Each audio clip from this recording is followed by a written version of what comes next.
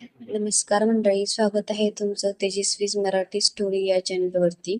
आज आपण भाग 2 बघणार आहोत. काळ्या वाड्याचं रहस्य भाग 2. 75 वर्षापूर्वीचं रक्ताने लिहिलेलं सत्य. जिन्यावरून ती काळी सावली हळूहळू खाली येत होती.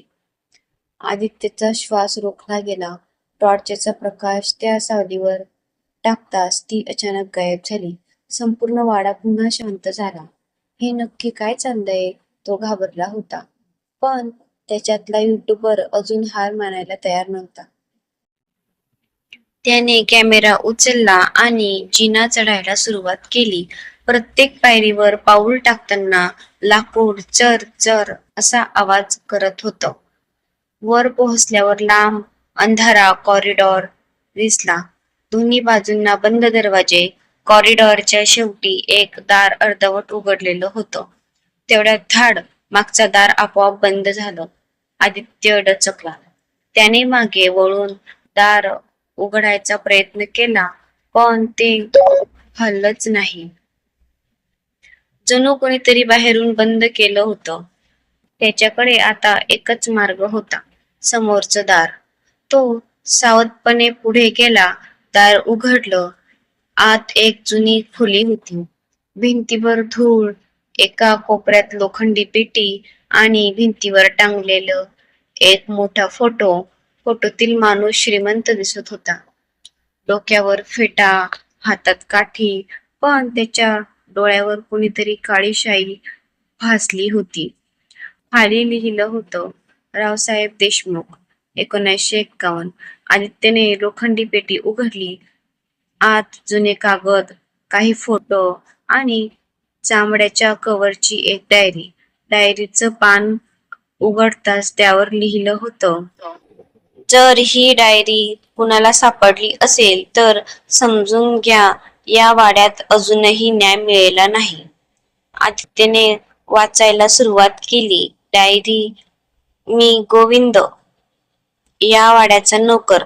रावसाहेब गावातील सर्वात श्रीमंत माणूस होते, पण लोकांना दिसायचे ते वेगळे आणि खरं रूप वेगळंच होतं. संपत्तीसाठी त्यांनी स्वतःच्या धाकट्या भावाला फसवलं. भावाचा मृत्यू अपघात नव्हता, तो खून होता. पण खरी शोकांतिका त्यानंतर घडली. भावाची 7 वर्षाची मुलगी गौरी, तिने हा सगळा प्रकार स्वतःच्या डोळ्यांनी पाहिला होता. रावसाहेबांना भीती होती की ती मोठी झाल्यावर सत्य सांगेल, म्हणून एका पावसाळी रात्री तिला जिवंतपणे या वाड्याच्या विहिरीत ढकलून देण्यात आलं. आदित्यच्या हातातून डायरी जवळजवळ सुटली. त्याच्या डोळ्यांसमोर लगेच हा व्हिडिओतील मुलगी आली. तीच गौरी होती. तेवढ्यात डायरीचं शेवटचं पान स्वतःच उलटलं. त्यावर फक्त एकच ओळ होती, ती अजूनही विहिरीत वाट पाहत आहे. आणि अचानक संपूर्ण खोलीत एका लहान मुलीचं हसू घुमलं. पहिल्यांदा रडण्याचा आवाज, आता हसू. हे हसू हळूहळू रडण्यात बदललं. आदित्यने कॅमेरा उचलला. खोलीत कोणीच नव्हतं, पण कॅमेऱ्याच्या स्क्रीनवर त्याच्या अगदी मागे गौरी उभी होती. यावेळी तिचा चेहरा स्पष्ट दिसत होता. डोळ्यात अश्रू, पण ती हसत होती. ती हळू आवाजात म्हणाली, माझा सांगाडा अजूनही विहिरीत आहे. आदित्यने घाबरून मागे वळून पाहिलं. कोणीच नव्हतं. स्क्रीनवर पुन्हा पाहिलं. गौरी गायब झाली होती. पण स्क्रीनवर एक नवीन गोष्ट दिसली. त्याच्या मागच्या भिंतीवर रक्तासारख्या लाल अक्षरात एक वाक्य उमटलं होतं, अजून गेलेले नाहीत. आणि त्या क्षणी खाली अंगणातून एका पुरुषाच्या काठी आपटण्याचा आवाज आला. टक टक टक. आदित्यने खिडकीतून खाली पाहिलं आणि अंगणात पांढरा फेटा घातलेला एक म्हातारा हातात काठी घेऊन हळूहळू विहिरीभोवती फिरत होता. त्याने अचानक वर पाहिलं आणि आदित्यकडे पाहून हसला. खिडकीतून खाली पाहताच आदित्यच्या अंगावर काटा आला. पांढरा फेटा, लांब काळा कोट, हातात जुनी लाकडी काठी आणि चेहऱ्यावर एक विचित्र थंड हसू होतं. तो म्हातारा म्हणजे रावसाहेब. त्यांचे डोळे सरळ आदित्यकडे रोखलेले होते आणि अचानक ते हळूहळू बोलू लागले. इतकी वर्ष कोणी माझा सत्य शोधायला आलं नव्हतं. त्याचा आवाज संपूर्ण वाड्यात घुमत होता. आता तू आलायस? पण जिवंत बाहेर जाणार नाहीस. हे सगळं ऐकताच आदित्य मागे सरकला, पण त्याच्या मागचं दार स्वतःच बंद झालं. खोलीत पुन्हा काळोख पसरला. फक्त कॅमेऱ्याच्या छोट्याशा स्क्रीन चालू होता. तेवढ्यात कोपऱ्यातून एक मंद प्रकाश दिसू लागला. तो प्रकाश हळूहळू एका लहान मुलीच्या रूपात बदलला. गौरी. यावेळी तिच्या चेहऱ्यावर भीती नव्हती, ती शांत होती. ती हळू आवाजात म्हणाली, दादा, घाबरू नकोस. आदित्य थरथरत विचारतो, खरंच गौरी आहेस? ती मान हलवते. हो, पण माझ्याकडे वेळ खूप कमी आहे. रावसाहेबांचा आत्मा या वाड्याशी बांधलेला आहे. जो इथे येतो त्याला ते जाऊ देत नाही. आदित्यने विचारलं, मग मी काय करू? गौरीने हात वर केला.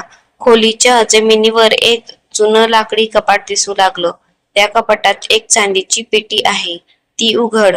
आदित्यने कपाट उघडलं. आत एक लहान चांदीची पेटी होती. पेटी उघडल्यावर त्यात एक जुनी चावी आणि एक कागद. कागदावर लिहिलं होतं, सत्याला मातीखाली पुरलं तरी ते एक दिवस बाहेर येतच. गौरी म्हणाली, ही चावी विहिरीच्या मागे असलेल्या तळघराची आहे. तिथे माझ्या बाबांचा पुरावा आहे. तो जगासमोर आला तर रावसाहेबांचा शाप संपेल. तेवढ्यात संपूर्ण वाडा जोरात हादरू लागला. भिंतींना तडे जाऊ लागले. रावसाहेबांचा रागीट आवाज घुमला, गौरी, पुन्हा माझ्या विरुद्ध. क्षणातच थंड वाऱ्याचा जोरदार झोत आला. गौरी मागे फेकली गेली. ती वेदनेने ओरडली. आदित्य धावत तिच्याकडे गेला, पण त्याचा हात तिच्या आतून आरपार गेला. ती फक्त एक आत्मा होती. रावसाहेबांची सावली आता खोलीत शिरली होती. त्याचा चेहरा विकृत झाला होता. डोळ्यात लाल ज्वाळा पेटल्या होत्या. ते जमिनीवर आपटत म्हणाले, हे सत्य या वाड्याबरोबरच मरेल.